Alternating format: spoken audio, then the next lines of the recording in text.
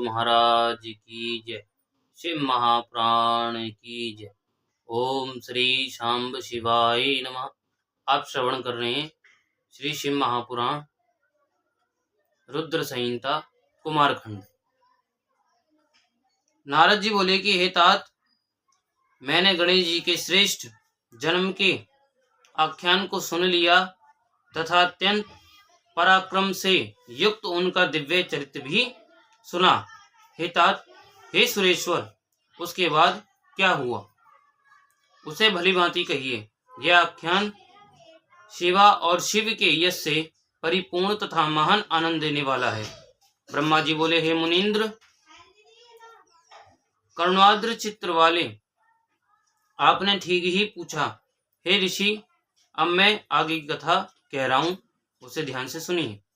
वे प्रेंद्र शिवा एवं शिव अपने उन दोनों पुत्रों की उत्तम लीला बारंबार देखकर अत्यंत प्रसन्न होने लगे। माता पिता के दुलार से उनका सुख दिन रात बढ़ने लगा और वे दोनों बड़ी प्रसन्नता से आनंद पूर्वक क्रीड़ा करते थे।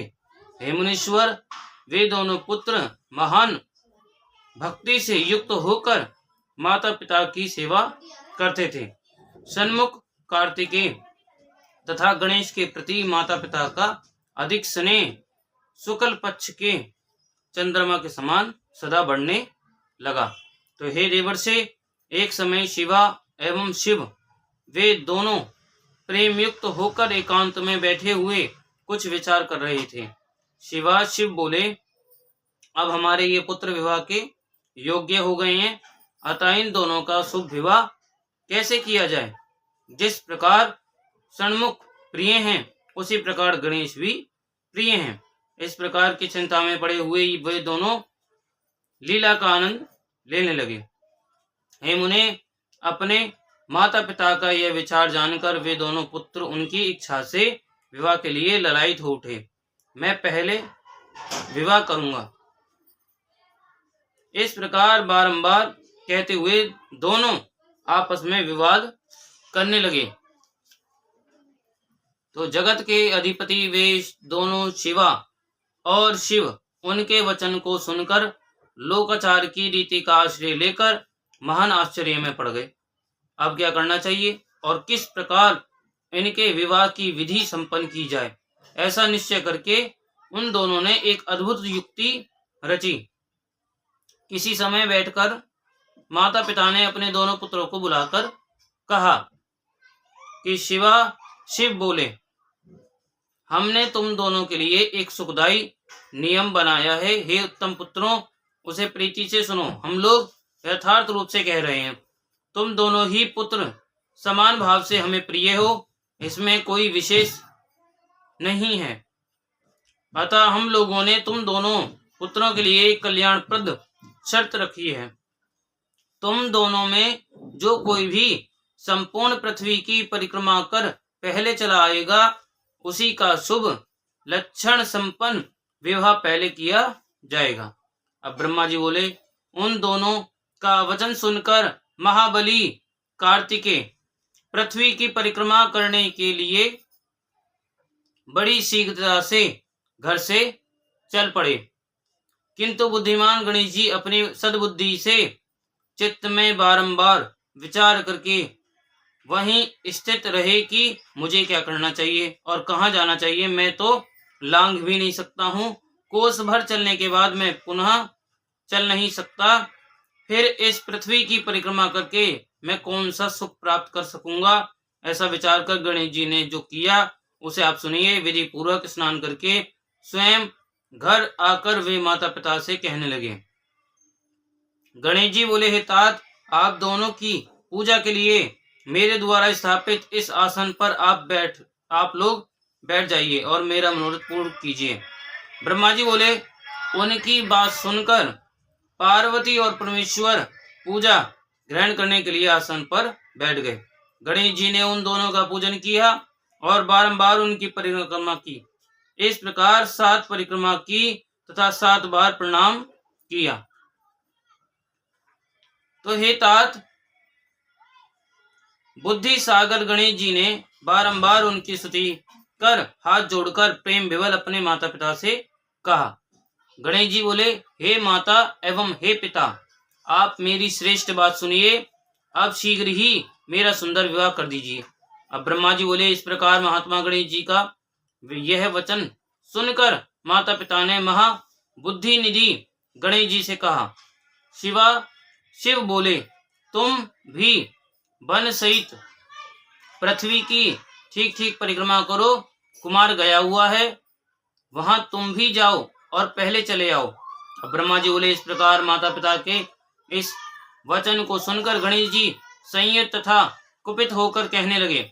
गणेश जी बोले, हे माता एवं हे पिता, आप दोनों धर्म रूप और अत्यंत विद्वान माने गए हैं, अतः हे श्रेष्ठ माता पिता, मेरी धर्म सम्मत बात को ठीक ठीक सुनिए। मैंने तो 7 बार पृथ्वी की परिक्रमा की है, तब हे माता पिता, आप दोनों ऐसा क्यों कह रहे हैं? ब्रह्मा जी बोले कि उसके बाद गणेश जी का वचन सुनकर महालीला करने वाले उन दोनों शिव ने लौकिक रीति का आश्रय लेते हुए कहा। माता पिता बोले, हे पुत्र, तुमने अति विशाल 7 द्वीप वाली समुद्र पर्यंत फैली हुई तथा घोर जंगलों से परिव्याप्त पृथ्वी की परिक्रमा कब की?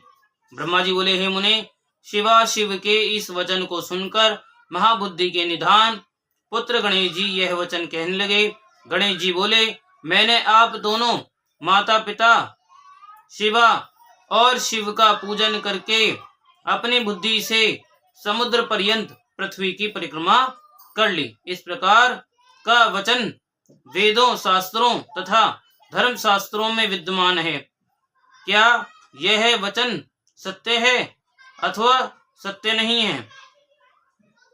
माता पिता का पूजन कर जो उनकी परिक्रमा कर लेता है, उसे पृथ्वी की परिक्रमा करने से होने वाला फल निश्चित रूप से प्राप्त हो जाता है। जो माता पिता को छोड़कर घर में छोड़कर तीर्थ स्थान में जाता है, उसके लिए वह वैसा ही पाप कहा गया है जो उन दोनों के वध करने से लगता है।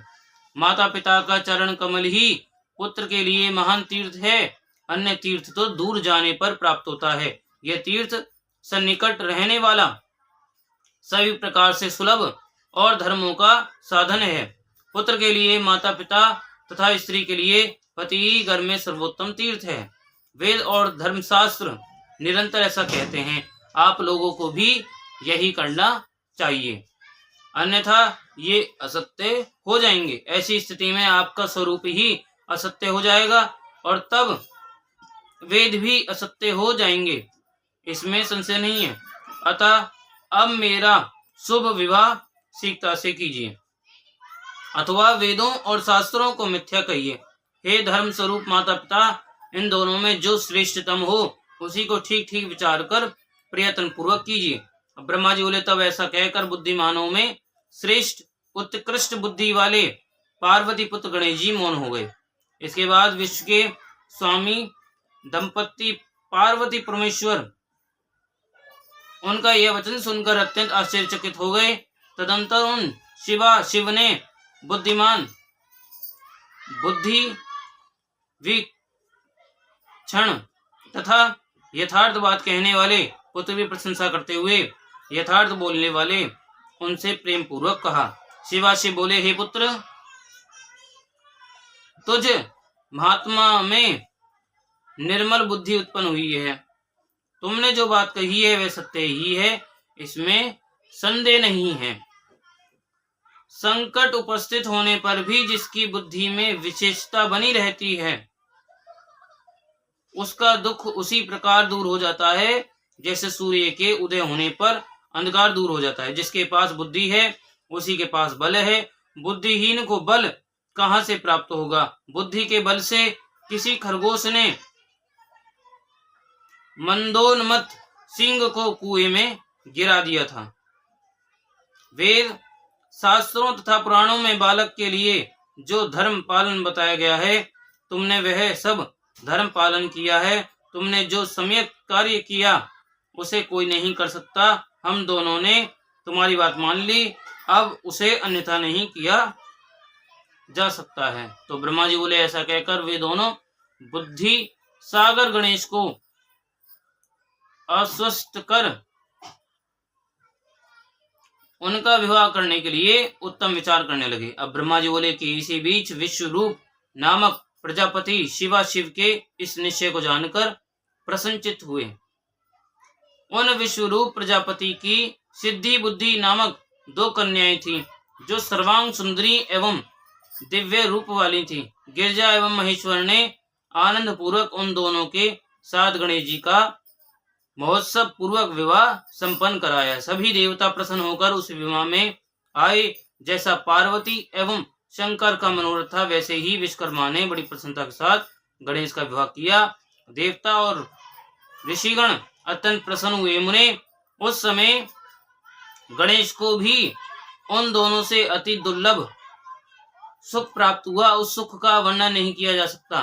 कुछ समय बीतने के बाद महात्मा गणेश जी को उन दोनों भार्यों से 2 दिव्य पुत्र उत्पन्न हुए। गणेश जी की सिद्धि नामक पत्नी से क्षेम नामक पुत्र हुआ और बुद्धि से लाभ नामक परम सुंदर पुत्र उत्पन्न हुआ। इस प्रकार गणेश जी अचिंत्य सुख का अनुभव करने लगे। इसके बाद शिव जी के दूसरे पुत्र कार्तिकेय पृथ्वी की परिक्रमा कर वहां आ गए। उसी समय महात्मा नारद उनके घर पहुंच गए और उन्होंने कहा, हे कार्तिकेय, मैं यथार्थ कह रहा हूं, असत्य नहीं। न छल से अथवा न मत्सर से कह रहा हूं। तुम्हारे माता पिता शिव ने जो कार्य किया है उसे इस लोक में कोई नहीं कर सकता। यह मैं सत्य सत्य कह रहा हूं। उन लोगों ने पृथ्वी की परिक्रमा का बहाना बनाकर तुम्हें घर के बाहर निकालकर गणेश जी का उत्तम तथा अत्यंत शोभन विवाह कर दिया। इस समय गणेश जी का विवाह हो गया है। उन्हें विश्व रूप प्रजापति की अत्यंत मनोहर रतन रूपा 2 कन्याएं स्त्री के रूप में प्राप्त हुई हैं। शुभ अंगों वाली उन दोनों पत्नियों से उन्होंने 2 पुत्र भी उत्पन्न किए हैं। सिद्धि से क्षेम तथा बुद्धि से लाभ नामक सर्व सुखप्रद पुत्र प्राप्त किए हैं। इस प्रकार वे गणेश अपनी दोनों पत्नियों से 2 पुत्र प्राप्त कर माता पिता के मत में रहकर निरंतर सुखोपभोग कर रहे हैं। छल पूर्वक दी गई माता पिता की आज्ञा से तुमने समुद्र वन सहित पृथ्वी की परिक्रमा कर डाली। हे तात, उसका यह फल तुम्हें प्राप्त हुआ। हे तात, तुम्हारे माता पिता ने जो छल किया है उस पर तुम विचार करो। जो अपने स्वामी ऐसा कर सकते हैं तो दूसरा क्या नहीं कर सकता। तुम्हारे उन माता पिता ने यह अनुचित कार्य किया है। तुम इस पर विचार करो। मेरे विचार से तो यह मत ठीक नहीं है। यदि माता ही विष दे दे, पिता बेच दे और राजा सर्वस्व हर ले, तो फिर किससे क्या कहा जा सकता है। तात, जिस किसी ने भी इस प्रकार का अनर्थकारी कार्य किया हो, उसका मुख शांति की इच्छा रखने वाले बुद्धिमान पुरुष को नहीं देखना चाहिए। यह नीति श्रुतियों, स्मृतियों तथा शास्त्रों में सर्वत्र कही गई है। मैंने उसे तुमसे कह दिया, अब तुम जैसा चाहो वैसा करो। ब्रह्मा जी बोले कि हे नारद, महेश्वर के मन की गति जानने वाले, आपने उन कुमार से इस प्रकार का वचन कहकर मौन धारण कर लिया। तब कुमार स्कंद भी माता पिता को प्रणाम कर क्रोध अग्नि से जलते हुए शिवा शिव के मना करने पर भी क्रोच पर्वत पर चले गए। और माता पिता ने कहा, हे कार्तिकेय, मना करने पर भी इस समय तुम क्यों जा रहे हो, किंतु इस प्रकार रोके जाने पर नहीं। ऐसा कहकर वे कुमार चलने लगे और बोले, हे तात, मैं अब यहाँ क्षण मात्र भी नहीं रह सकता, क्योंकि आपने मुझ पर प्रीति न कर ऐसा कपट किया है। इस प्रकार कहकर हे मुने, दर्शन मात्र से ही सबका पाप हरने वाले कुमार कार्तिकेय वहां चले गए और तभी से वे आज भी वहीं पर हैं। हे देवर्षे, उसी दिन से लेकर वे शिवपुत्र कार्तिकेय कुमार ही रह गए। उनका यह नाम तीनों लोकों में प्रसिद्ध है। यह शुभदायक, सब पापों को नष्ट करने वाला, पुण्य स्वरूप तथा ब्रह्मचर्य प्रदान करने वाला है। कार्तिक पूर्णिमा के दिन सभी देवता, ऋषि, मुनि तथा सभी तीर्थ कुमार के दर्शन के निमित्त जाते हैं। कृतिका नक्षत्र युक्त कार्तिक पूर्णिमा तिथि में जो कुमार का दर्शन करता है उसके पाप भस्म हो जाते हैं और उसे मनवांचित फल की प्राप्ति होती है। स्कंद का वियोग होने पर पार्वती जी भी दुखित हुई और उन्होंने दीन होकर शिव जी से कहा कि हे प्रभु, आप मेरे साथ वहां चलिए। तब उनको सुखी करने के लिए शंकर जी स्वयं अपने अंश से क्रोंच पर्वत पर गए। वहां मल्लिकार्जुन नामक सुखदायक ज्योतिर्लिंग प्रतिष्ठित है। अपने भक्तों की अभिलाषा पूर्ण करने वाले तथा सज्जनों को शरण देने वाले शिव जी पार्वती के साथ आज भी वहां दिखाई पड़ते हैं। तब पार्वती सहित उन शिव को आया हुआ जानकर वे कुमार विरक्त होकर वहां से अन्यत्र जाने को उद्यत हो गए। तब देवताओं तथा मुनियों के भी बहुत प्रार्थना करने पर भी वे कार्तिकेय उस स्थान से 3 योजन दूर हटकर निवास करने लगे। हे नारद, पुत्र के स्नेह से आतुर वे दोनों शिव कुमार के दर्शन के लिए पर्व पर वहां जाते रहते हैं। अमावस्या के दिन वहां शिव जी स्वयं जाते हैं एवं पूर्णमासी के दिन पार्वती निश्चित रूप से उनके स्थान पर जाती हैं। हे मुनीश्वर, आपने कार्तिकेय तथा गणेश्वर का जो वृत्तांत पूछा, मैंने वह श्रेष्ठ वृत्तांत आपसे वर्णित किया। इस कथा को सुनकर बुद्धिमान मनुष्य समस्त पापों से छूट जाता है और अपनी संपूर्ण अभिलषित शुभ कामनाओं को प्राप्त कर लेता है। जो इस कथा को पढ़ता है अथवा पढ़ाता है, सुनता है अथवा सुनाता है, वह सभी मनोरथ प्राप्त कर लेता है। इसमें संदेह नहीं करना चाहिए। ब्राह्मण ब्रह्म वर्चस्वी तथा क्षत्रिय विजयी हो जाता है, वैश्य धन से संपन्न हो जाता है, शूद्र श्रेष्ठता प्राप्त कर लेता है, तो रोगी रोग से मुक्त हो जाता है और भयभीत व्यक्ति भय से मुक्त हो जाता है। वह मनुष्य भूत प्रेत आदि बाधाओं से पीड़ित नहीं होता है। यह आख्यान पाप रहित, यश तथा सुख को बढ़ाने वाला, आयु में वृद्धि करने वाला, स्वर्ग की प्राप्ति कराने वाला, अतुलनीय तथा पुत्र पौत्र आदि प्रदान करने वाला, मोक्षदायक, शिव विषयक ज्ञान को देने वाला, शिव का प्रीतिकारक तथा शिव की भक्ति को बढ़ाने वाला है। भक्तों को तथा निष्काम मुमुक्षुओं को शिव जी के अद्वैत ज्ञान देने वाले, कल्याणकारक तथा सदा शिवमय इस आख्यान का सर्वदा श्रवण करना चाहिए। अब रुद्र संहिता की पंचम युद्ध खंड शुरू हो रहा है। नारद जी बोले कि हे ब्रह्मन,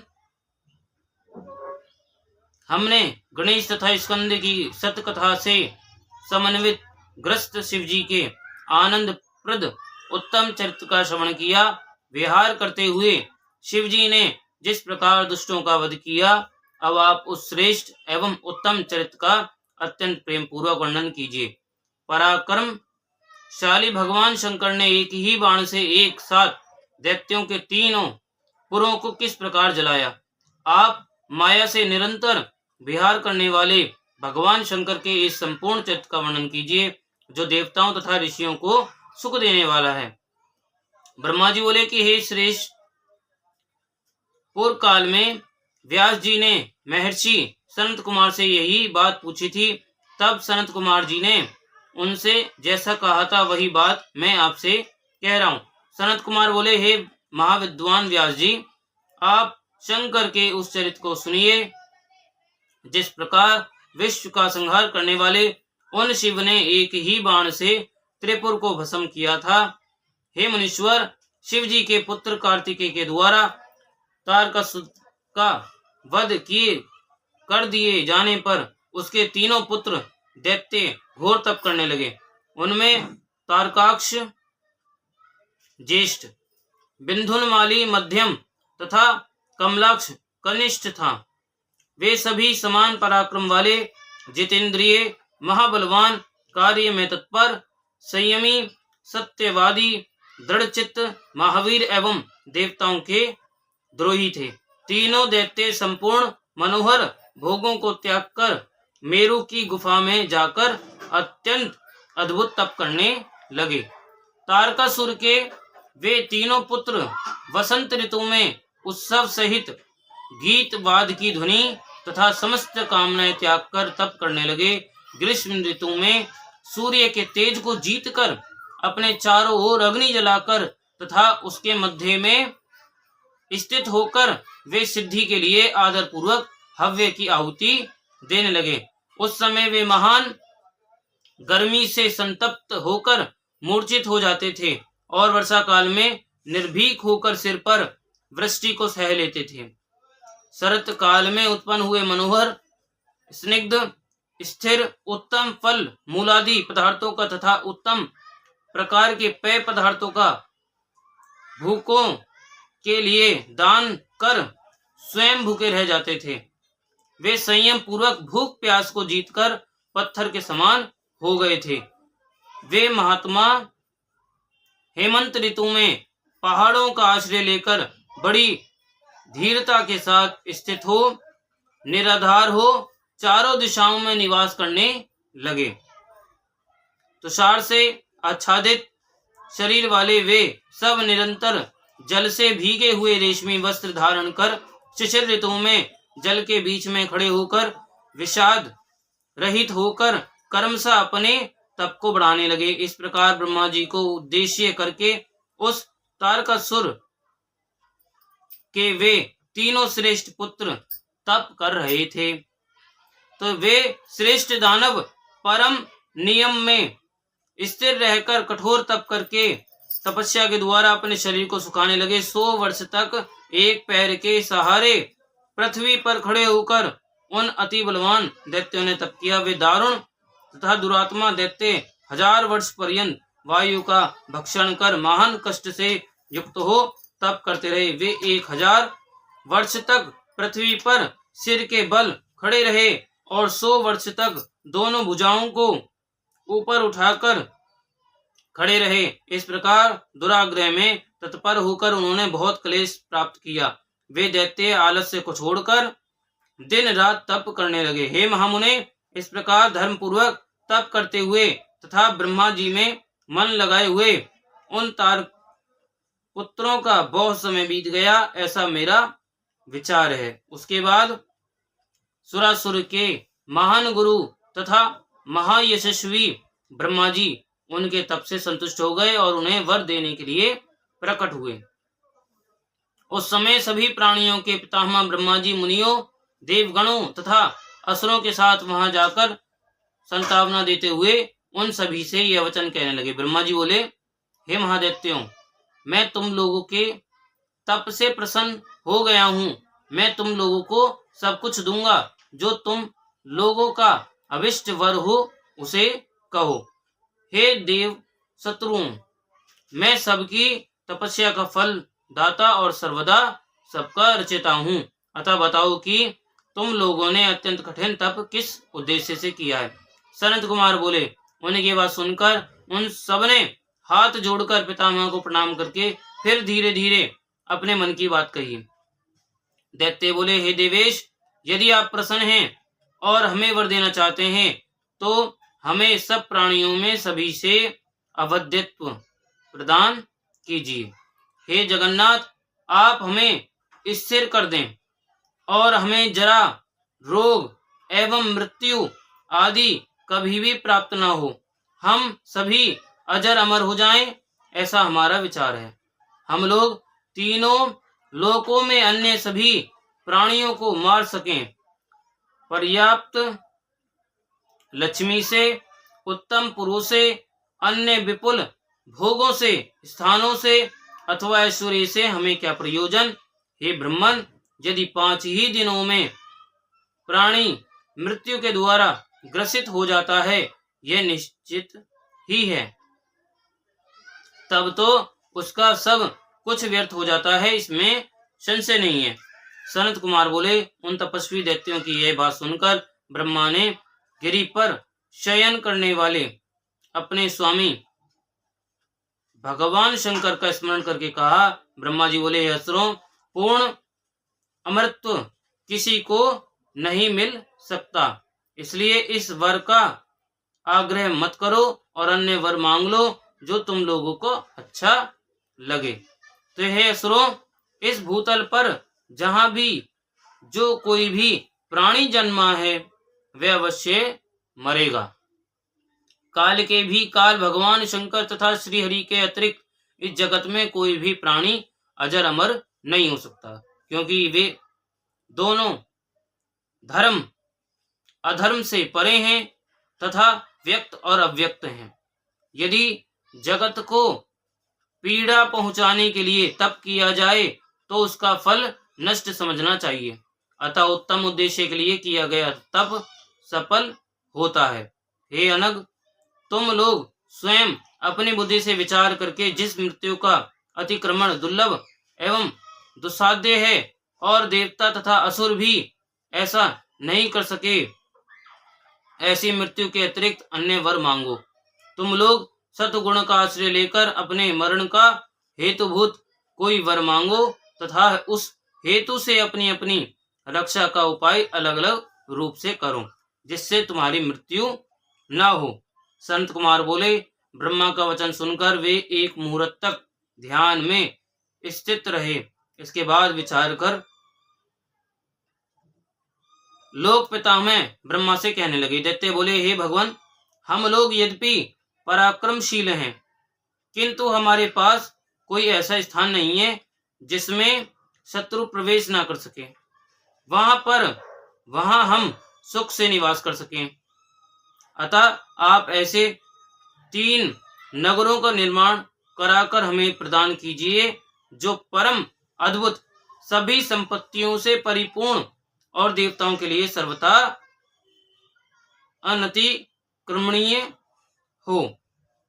हे लोकेश, हे जगतगुरु, इस प्रकार हम लोग आपकी कृपा से इन तीनों पुरों में स्थित होकर इस पृथ्वी पर विचरण करेंगे।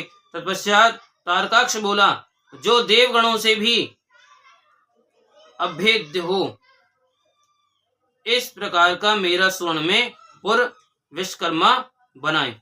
कमलाक्ष ने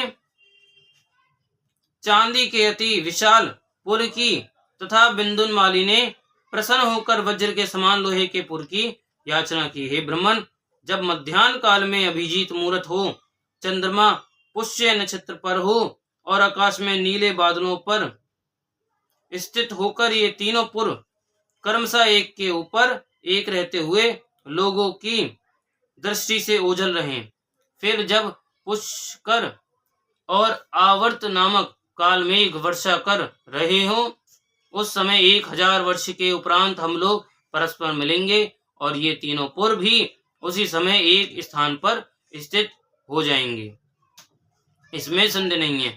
हम लोगों द्वारा धर्म का अतिक्रमण हो जाने पर कोई देवता जिसमें सभी देवों का निवास हो, वह संपूर्ण युद्ध सामग्री से युक्त होकर असंभव रथ पर बैठकर एक ही असंभाव्य बाण से हमारे नगरों का भेदन करे। शिव जी तो किसी से द्वेष नहीं करते, वे सदा हम लोगों के वंद्य पूज्य तथा अभिवादन के योग्य हैं, तो फिर वे हम लोगों के पुरों को कैसे जला सकते हैं? वैसा कोई दूसरा पृथ्वी पर दुर्लभ नहीं है। उन दैत्यों ने अपने मन में यही विचार कर ऐसा वर मांगा। संत कुमार बोले, हे व्यास जी, उनका यह वचन सुनकर सृष्टि करने वाले लोक पितामह ब्रह्मा ने शिव जी का स्मरण करते हुए उनसे कहा, ऐसा ही होगा। उसके बाद उन्होंने मैं को आज्ञा दी कि हे मैं, तुम सोने चांदी और लोहे के 3 नगरों का निर्माण कर दो। उनके समक्ष मैं को यह आज्ञा प्रदान कर ब्रह्मा जी उन तारक पुत्रों को पुत्रों के देखते देखते अपने धाम स्वलोक को चले गए।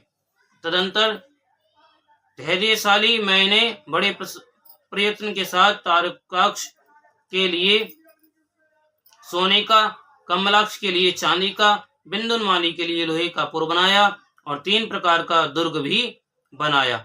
उन्हें क्रम से स्वर्ग में, आकाश में तथा भूलोक में जानना चाहिए।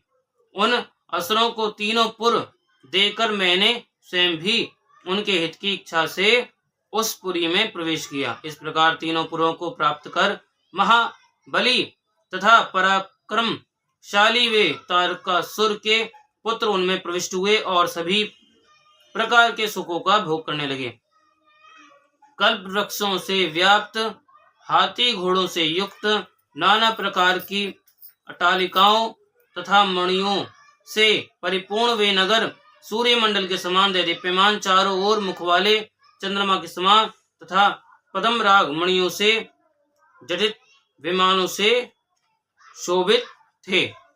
और उन पुरों में कैलाश पर्वत के शिखर के समान ऊंचे ऊंचे मनोहर महल तथा गोपुर बने हुए थे। दिव्य देवांगनाओं, गंधर्वों, सिद्धों तथा चारणों से वह पुर पूर्ण रूप से भरा हुआ था। उनमें प्रत्येक घर में शिवालय तथा अग्निहोत्र कुंड बने हुए थे। शास्त्र वेत्ता एवं शिव भक्त ब्राह्मण उन पुरों में सदा निवास करते थे।